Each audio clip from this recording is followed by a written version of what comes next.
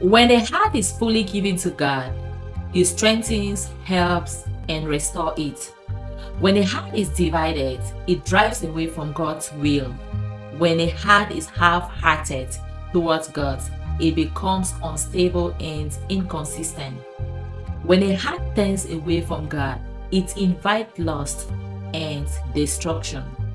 But when a heart turns towards God or returns to God, He shows mercy and restores. In studying the Israelites from 1 Samuel to 2 Chronicles, one truth stands out. God is not primarily looking at actions alone. He is looking at our hearts. We see Saul, a king chosen by God, yet rejected by God.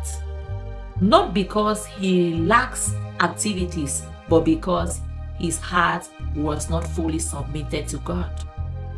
He obeyed partially and prioritized human approval over God's instruction. Then we see David, who was not perfect, yet his heart remained towards God. Even in failure, he returned to God in sincerity.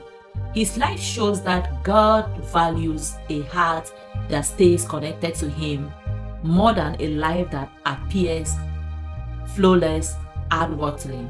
We also see Solomon, who began by loving God, walking in wisdom, and honoring Him.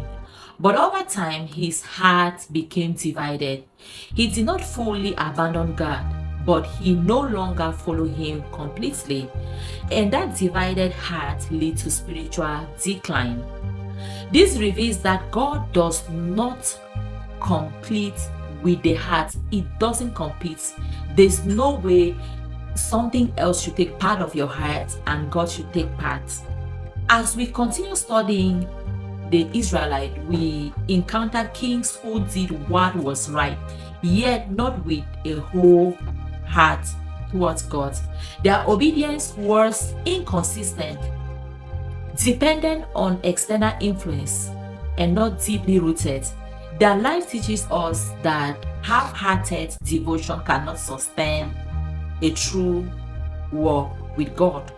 But then we see a different pattern in kings who sought God wholeheartedly.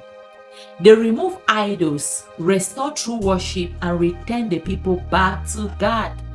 And each time this happens, God responded with help, with victory, with restoration. This shows that when a heart is fully committed to God, He actively revealed Himself and intervened in their lives. On the other hand, some kings turn completely away from God, embracing idolatry and self-will. This leads to confusion, defeat, and destruction. Yet, even in this, we see the mercy of God. Because when some of them humble themselves and return, God did not reject them. He restores them.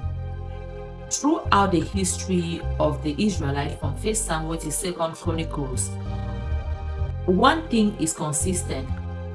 God responds to the condition of the heart. Not title, not position, not activities. The heart.